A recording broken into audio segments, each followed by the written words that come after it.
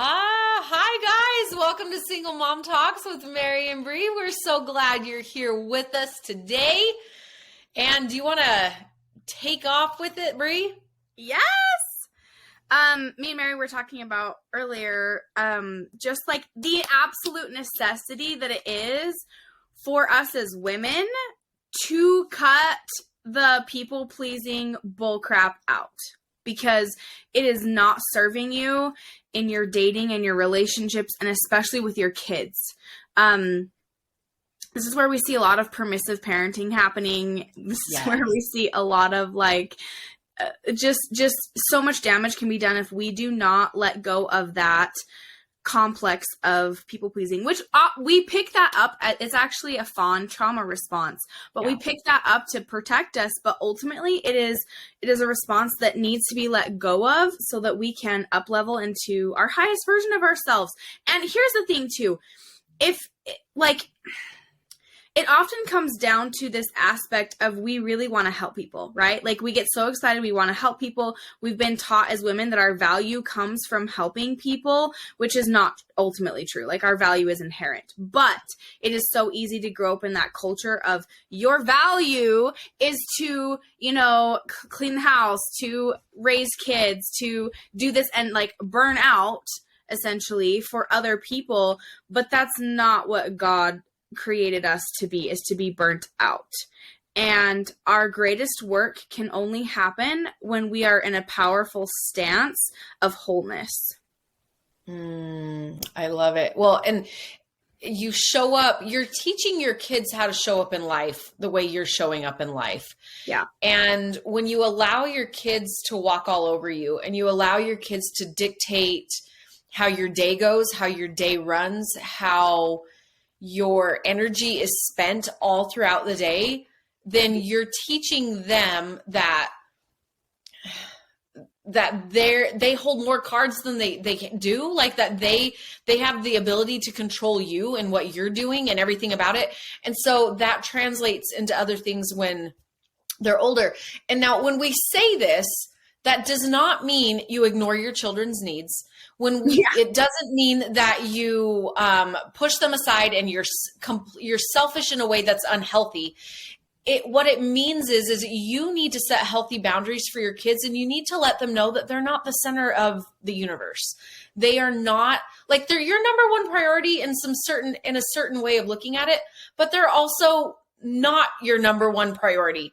You're your number one priority. You're not raising kids for them to just grow up and have their own kids to just raise more kids. It's not this kind of a cycle right there.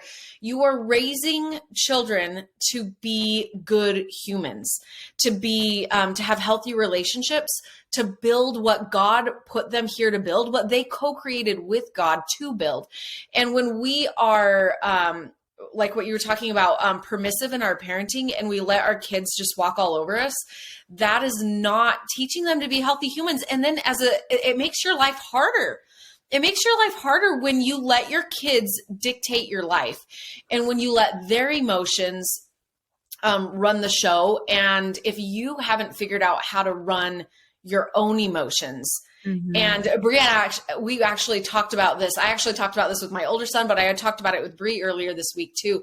Is I had told her, I was like, I feel like in this certain scenario, I have finally healed enough and learned enough and applied enough that I've been able to separate out my emotions from this certain situation. And it was like, it was just mind blowing.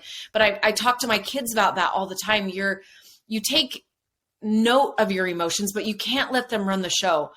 And when our emotions are running the show, that's typically when you find that you're allowing your kids to run the show also. Oh, so good. I look at my past relationship, and I was in a perpetual state of people pleasing. I feel like I had overcome a lot of codependency issues, but it was definitely, getting saturated into my parenting, because I found that when my kids would get angry and throw a fit, I would shut down. And I just was like, I can't handle this conflict. So I would just give them whatever they wanted to make them shut up, which was not ultimately healthy, because what was that teaching my children? right? I can whine and try and throw fit and get all I want. Yeah. Exactly. Yeah. And especially my sons. If their mom is modeling to them that I can get away with treating a woman like this, what kind of relationships will that model to him? Which is one of the reasons why I chosen to divorce anyway, was because it was like, this is not a healthy relationship. And I do not want my kids growing up thinking that this is normal, that this is healthy, that this is okay, because it was not. And ultimately, it started with me learning how to set boundaries, learning how to heal my self-worth and sense of self, and like realizing that the way that I was interacting with my kids was not healthy. And as I started healing that, and even like I remember coming over to your house and we like had this hard discussion, right? It was like, I loved how you so lovingly told me, Bree, like, lovely. You know, like it's okay to tell him no. It's okay to be like, you know, because my other kids I had no problem saying no to because they didn't seem to like have that huge of a response. But for him, it was really hard for me. And I just can even look back and realize I had compassion for myself because obviously there was a lot of trauma that was swimming around in there. But also I realized the power of now being able to say no. He respects me so much more. And that's the same thing with dating. When you have boundaries and you are not people pleasing and you say what's on your mind, the men respect it.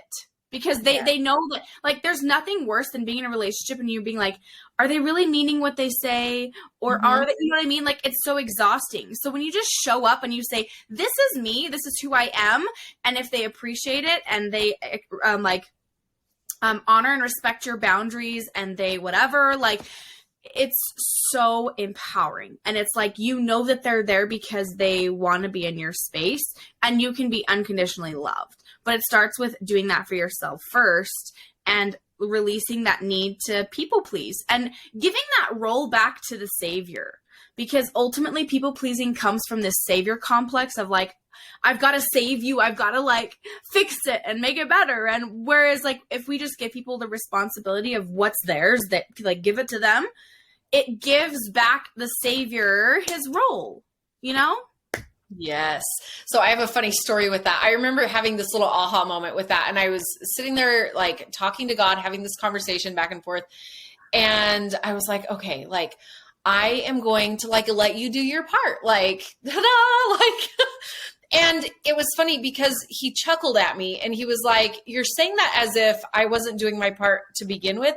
But what you don't get, kiddo, is the fact that you were doing your part and trying to do my part, but I was already doing my part. So like, it didn't even do you any good to try to do my part. It's not like I was like, hey, all right, I'll kick back. You know, I was still, you were doing it for nothing. Like there was no point in trying to do my part because it literally was doing nothing. You were going to work and not getting paid. Like it was just like this energy suck. Yeah. Oh my gosh. That is so funny. Well, and it's, I feel like when we just like are trying to take over too much and not let God be God, we unnecessarily put so much stress on ourselves. Yeah. Like there are just things that we cannot do by ourselves. And like, especially when it comes to parenting, like if like, because we all have things that we've been through. We all have behaviors that have been modeled to us. We all have, you know, whatever. But if we can go back and rely on God to show us and give us the next steps and like be led and guided to know how to handle a certain situation, like it's so important to keep prayer a part of your parenting and a part of your dating and a part of your relationships, because like I've tried to do it alone. And like you were saying, like you tried to do it alone and God's like, I was already doing my part, but like, you know. And it's a repeat thing. You kind of have to like catch yourself in it and you get yourself back on track. Yeah. It's not like a one and done thing. Oh, I am never going to try to do God's job again, because we just, most of us just kind of fall into that. But like, we weren't meant to do it ourselves. And like, we weren't meant to parent by ourselves. So on a physical level, we weren't meant to do parenting life on this earth by ourselves either. Mm-hmm. But we also weren't meant to do it with just a husband and spouse. Like God is still there when there's that family unit intact that way too. But this is where I think it is so important to develop the skill, because it's a skill. It's just, it's a skill to hear the Spirit or listen to your intuition, because that is what is going to guide you in your life, whether you're married or not. It has, when I first got divorced, my biggest area of study was learning to hear the Spirit and learning how the Spirit spoke to me. And now I'm at a complete, it's kind of funny, because I kept thinking I would arrive at a certain point where I'm like, I understand it all the time and it's just smooth sailing. No, there's just like levels, I realized.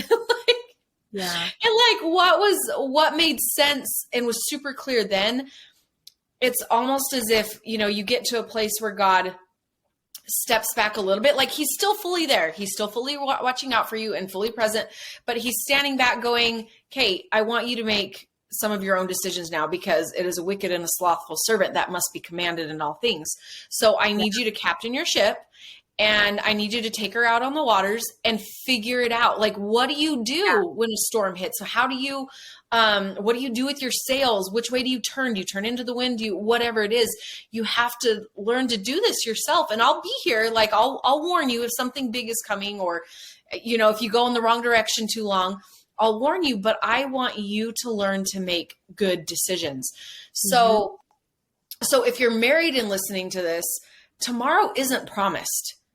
Tomorrow isn't promised. What if tomorrow you woke up and for whatever reason, your spouse is no longer there? You no longer have that person there to give you that.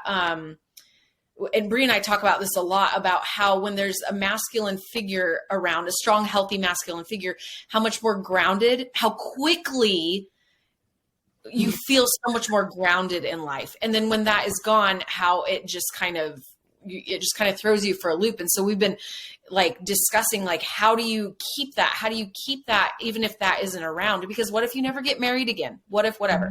So you could wake up tomorrow and your spouse could be gone for whatever reason.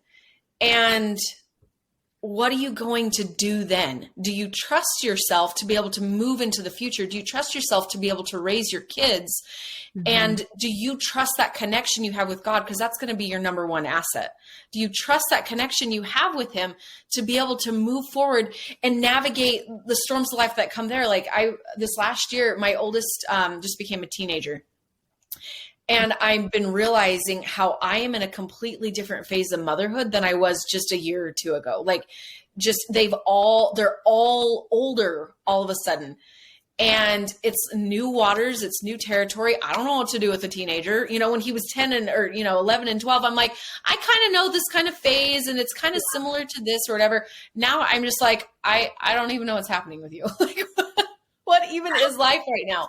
Yeah. So developing that skill of listening to the Spirit and how the Spirit talks to you and what it feels like in your body and what it does, and things like that is so crucial to all of that, like in dating and everywhere else. Oh my gosh. Yes.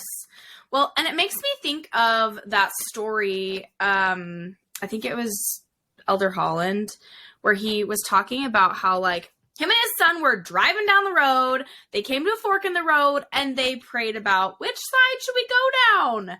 And they went down the road they felt inspired to go down, and it ended up being a dead end. I think so often we get so in our heads about, okay, but I felt prompted to go down this road and it was a dead end. But you know what? Now you know that the other road is the right road. And that's part of learning to trust your intuition. That's part of learning and growing. And you know what? Failure is not the end. Failure is just a stepping stone to success. Because if you don't fail, you can't learn. You know what I mean? Like, it's just... Failure really isn't real. You either quit. Well, you're not doing anything that could allow you to learn if you're not failing. Exactly.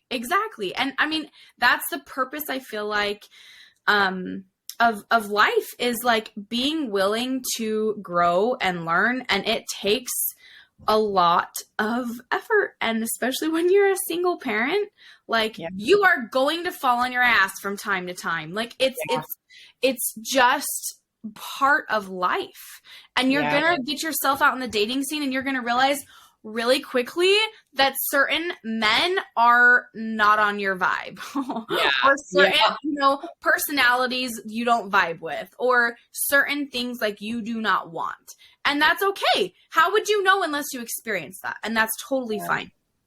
Yeah. And it's also, we go back to talking about that, like, sense of like why it's so important to have like a healthy masculine energy in our lives, or at least have experienced that, because like we were talking about before, like you don't realize how, like, okay, I'm just gonna like get on soapbox for just a second. Do it.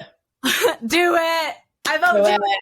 So like, I do not resonate with the femininity movement right now. Oh, the feminism. Yes. The femininity or the feminism? Sorry, like the feminist movement right now, where it's like, we don't need men. No, that's a bullshit lie from the devil. Because here's the thing. When you have a supportive, good man, you feel empowered. You feel like you can relax.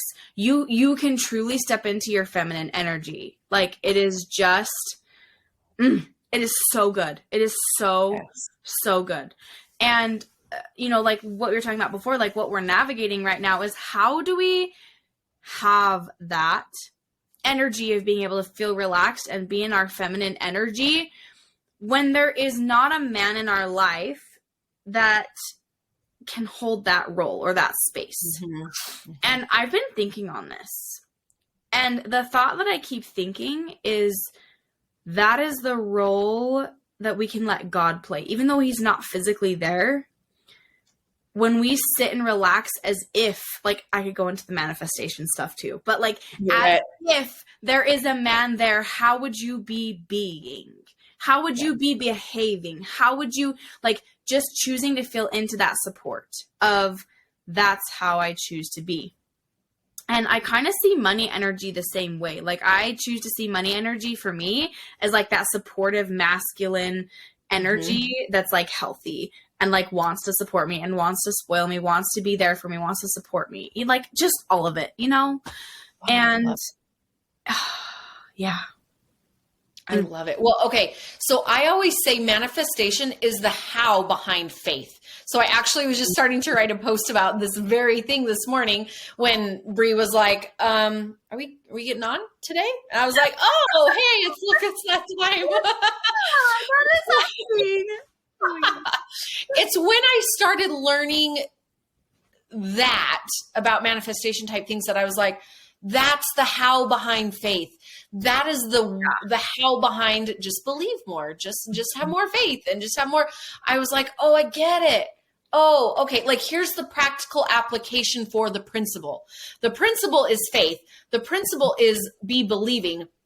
But like, how do I do that if I don't even know what faith is. Like, I don't even know how to, like, I don't know what texture it is. I don't know anything about it. How do I do that? That's all that is. So I just had to kind of like throw that in there. But all of that made me think of how important it is to have a support system. Mm-hmm. And if you don't have family to be a support system, find a support system. There are people out there teaching things that you need all over the place. Bree has courses. I have courses. We have things that we're doing together. There's just things. There are so many things out there that you can reach out and take advantage of. And then I thought of when you brought up, needing the masculine and needing the feminine. That's what being equally yoked is. Mm-hmm. That's like this. I think of like just the most perfect, beautiful, independently strong together relationship. Yeah. So I am independently strong within myself and in my connection to God and my connection with who I am and how I can rely on God and what he provides for me and all those things. And he is the same way. Mm-hmm. And so then I think, was it last week that we talked on here about the triangle, or maybe it was something else we did together, but if both of us are down at the base of the triangle and then the top of the triangle is God, the closer you get to God, the closer the two of you individually get to God, the closer you're getting to each other. Mm-hmm. And we weren't, and again, that goes back to, we weren't meant to do life alone. But if you're in a space right now where life doesn't look the way you want it to, if you're not married or whatever, and it's not, and you're not where you want to be, how can you build that within yourself right now? Yeah. Because, and applying those principles of manifestation, of faith, seeing yourself and feeling what it feels like to already be in that space of secure and God. I mean, because all you need is God. Like well, okay, we're physical beings and we need physical things, but God will take care of you. And so how can you create that within yourself while you're waiting on whatever else you might be going for? Yeah. Yes. Well, and I think too, like you were talking about how faith is like manifestation, which in my mind, faith and manifestation mean the same thing. Yeah. Faith is a principle of action and power. And it comes back to like, what is the action steps that we're taking as though we already have what we desire. So like for me, if I want a man in my life, for me, it's like, okay, what type of man do I desire? And then embodying that energy for myself. Like if you know what I mean? Like if for me structure is important, if for me emotional safety is important, if for me these types of things are important, emotional availability, self-aware, whatever, I need to embody that energy for myself as well.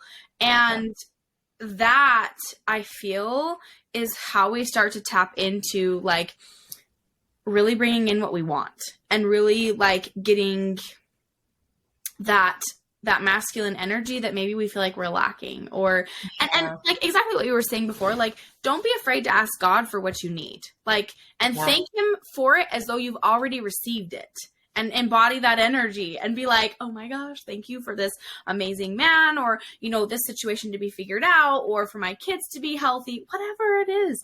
Like God can lead you. Like I remember one time I had like zero monies.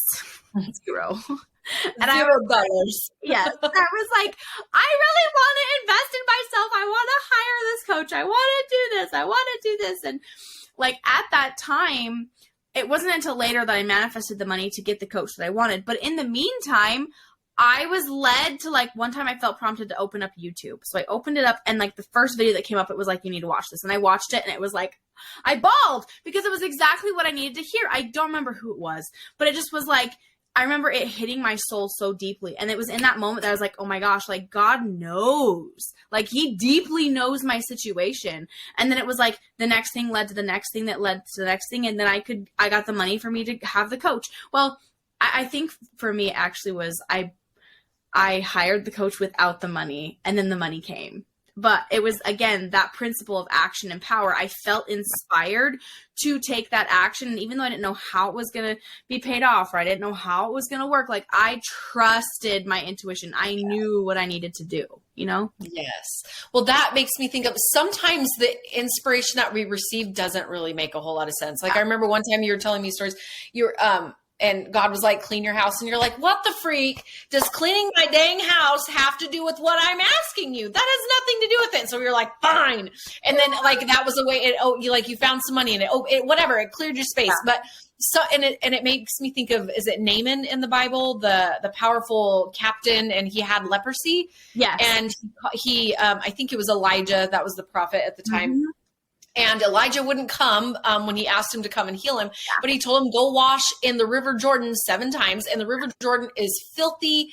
And anyway, Naaman is complaining about it. And his servant is like, dude, if he told you to go fight a dragon, you would do it because that looks big and heroic and whatever. And how often do we do that? Like sometimes God is just like, open up YouTube. And you're like, no, I've been trying to stay off my phone. So I can't do that, you know, right. I've been trying to stay off of Instagram, so I can't do that. But that's the difference between mindlessly being on social media to numb and following divinely inspired action steps. Yes. And what you described is literally walking forward in action. So you have the question, you ask for the help, and you feel it within yourself that it's the right thing, that you're asking for something that is good and true and aligned. And so you get the yes and you get the go ahead. And then the action steps start coming in, and it may be hire that coach. And you're like, I don't have any monies. I have no dollars. How do I do that? But if God says this is the action step and you've developed that intuition, the money will be provided. Yes. It will be taken care of. And sometimes that means you pay for it in a way that maybe you don't want to, like, there's a lot of fear around credit cards, and they can be used irresponsibly, but they can also be used very responsibly, and they can be used as a means to allow God to bless you, to allow you to get that training or that your tire changed or whatever it is in order to get to the next step. And so you move forward trusting that, okay, God told me this was the right thing, therefore it will be all right. Everything will work out. That's faith, is believing. Like somebody told me that faith is really just a belief. It's a belief in something. So faith is saying that, okay, I don't have any money, but I feel inspired to do this thing that costs this amount of money. Faith is believing that God will make up for that money. And it will be provided. I'll still be able to provide for my kids. Whatever it is, God will provide for that. That is faith. Yes. Yes. 1000%. And the thing is too, faith also is continuing taking that action, even though you're like, I know I felt inspired to do this, but now it looks like it's not working, and not letting the fear dictate your action. Like pushing through and staying disciplined regardless of what the outside world, like what's happening, what's going on, because I think so often we like take the step and we're like, hey God, I did it, like ta-da, and it's like, oh, like it's gonna take a little bit longer to heal this or to do this or to, you know what I mean? Like it just, it's so important that we continue to take the action steps, even when it looks like it's not working, even when it looks like, oh my gosh, like, was this the right diet? Was this the right program? Did I hire the right coach? Did I do the right things? Because there's always something that you can learn, and it's so important. Like, and I've had experiences where I've hired coaches in the past, or I've done things that I ultimately learned that was the wrong road, but I wouldn't have known the difference. And what it felt like. If I hadn't experienced that in the past. And so for me, now I know what to look for in a coach. Like I'm always hiring new coaches because I believe in personal development and it's so important to me. But it's like, I now know what I'm looking for. And it's so easy for me to like, okay, that's what I feel inspired to do. That's what I do. And now it's no longer this like a mental game of like, oh my gosh, am I doing this right? Did I do the right step? It is, even if I make a mistake, I know God makes the difference and it's going to be okay. And I just trust myself, Yeah. Well, and you've learned what the yes and no feels like. Yes. And you've learned that, even if I kind of like missed that a little bit, maybe it was actually a no, I can still make it work for my good. I can still benefit from it.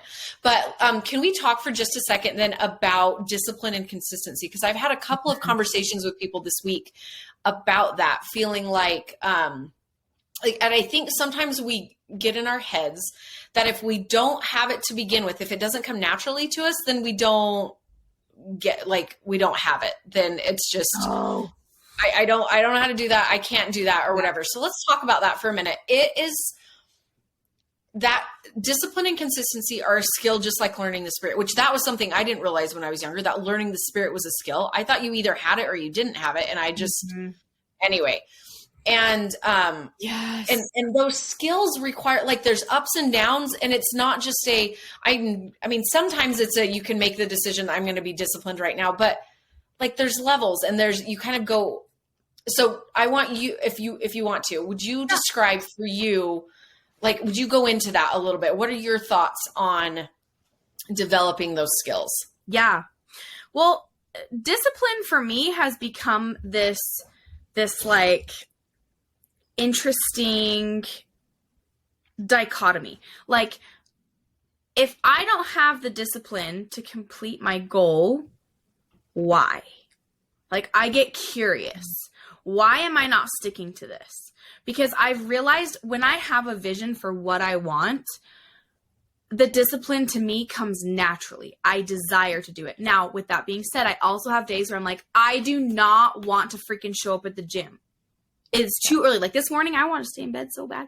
But I was like, no, because who I am is my vision. Like, meaning like I embodied that vision in the first place. And for me to be that vision of who I want to be, it is required for me to step into that energy of discipline. It is required for me to say, I'm going to show up at the gym early this morning, regardless of what my emotions are saying. So to me, discipline means letting go of the emotional stuff and staying on track regardless of what is going on around. It just requires this element of mental toughness. And it does take practice. Do you know how many years like I have failed at 75 hard? Or like, you know what I mean? But like I find myself like it gets easier and easier with time. Or like it's just this element of grit. This element of I'm not available to keep stopping on myself. And you'll find too, I noticed the discipline gets easier to follow the longer you go.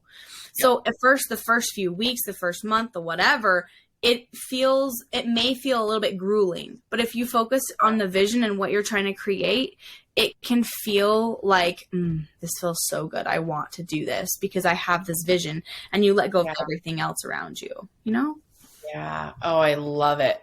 Well, and so then if you bring in the word consistency to that, I think sometimes we get really grandiose in our ideas of what words mean and what things look like. And so we think that if we are not 100%, then it's not consistent, then I'm not consistent. And it also, so consistency to means is you keep going until you get it figured out, until you get it down. And if that means, so for instance, I had been going, I want to start taking daily walks. I need to get my steps up. I want to integrate this thing. And so I finally was able to work out of some things or whatever and started doing that. And then just because of some other dynamics at home, like just other things going on, I didn't make it to the gym. And so for the last little bit, as I have been developing this habit of walking, whether it's this time or that time, my lifting has gone downhill. Now, lifting is a part of who I am. Going to the gym and lifting weights is a part of who I am. And I love it. And I love the results it gets me and things like that. But there's this element of I'm still being consistent in my body. But sometimes when you are wanting to bring in a new habit, sometimes those other habits change slightly. And it used to be that if I got out of going to the habit to the gym, then I didn't go it was like a year before I could get myself back into going again. And that is no longer who I am. That's not what it is. I know that this is something that I will integrate right back in as soon as it is, as soon as this new thing is integrated in, because the new thing kind of threw off and made waves and ripples in other areas that I'm trying to navigate. And then we're in, we were in summer and now we're back in school. And so like our schedules flow and change. And so consistency to me doesn't mean you are 100% the same every day, whatever, but it means that you're showing up. In the case of your body, you are showing up for your body every day. Even if what you're doing looks slightly different, you are still consistently showing up for your body and you're consistently working to build habits.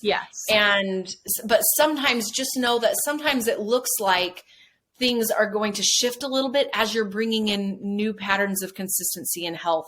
And so I didn't really plan on stopping going to the gym, but just because other things going on. And again, single mom life, like I couldn't carry all of the things all at once, but because that other piece of health has become so ingrained in me, I know I'm at a point where I know I will pick that right back up. It's not going to be a year before I get back to the gym. Yeah. And I also didn't just quit taking care of my body Yes. because all of these other things were going on. It's just how I was taking care of it shifted slightly. And there's benefits that have come from going on, because I felt inspired to go on those walks. I need to go on a walk. And there's this thing called walk and talks that we just love. And we love when we get together because we can walk and talk and figure out all the things. Yes. But it gives you such a good opportunity to talk to God and talk back and forth, because you're moving your body and the scenery is changing and the movement is just so incredibly helpful. So there have been huge blessings there for me spiritually, because I was because I was willing to be flexible in what my consistency actually looked like. Did that make sense? Yes. Yes. Well, and I heard from you also this element of non-negotiableness. Like, you know what I mean? Like you were like, it is non-negotiable for me to move my body every day. Even though how I move my body switched, you still had that element of this is non-negotiable. And that is what discipline is like. It is being accountable to yourself and saying, I don't care how tired I am, or I don't care. Like, you, regardless of your feelings and emotions, it is non-negotiable. You go do it even when you don't feel like it. Like, that's the most important time to do it, is when you don't feel like it. And I'm sure, you have days like that, but you chose to show up and you were like, I know I'm going to get back to the gym, but right now I feel inspired to do this. And it looks different, and that's okay. It is. Yeah. But so follow those divinely inspired action steps. Yeah. And I think that's also where grace comes into play too, is you don't have to be perfect to be consistent, or like to be consistent, but it's like not even an issue of perfection. But I think sometimes our brains want to go there and we try to make it about being perfect. Actually, Tony Robbins said that perfectionism is actually the lowest standard you could actually have for yourself, because we all know it's impossible. And so it just becomes a cop-out thing. Like, if you're, and I was like, oh, that makes so good. So good. So good. Yeah. All right. And do you have any other closing thoughts before we end? No, I think the biggest thing that I just want to reiterate is how important it is to heal your relationship with yourself above all else. And when you heal your relationship with yourself, it is easier to stay disciplined because you love yourself. You're not doing it out of fear or, resentment or whatever. You're doing it from a place of self-love. Yeah. And it's easier to heal your relationship with God and hear God, because if you don't feel like you're worthy, this is how I was for years, literally until my mid to late 20s, I felt this way.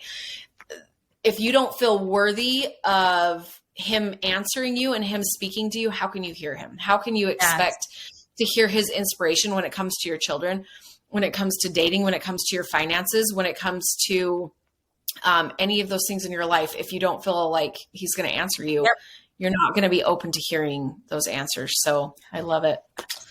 Yes. All right, guys. Well, thanks for being with us, and we will talk to you next week.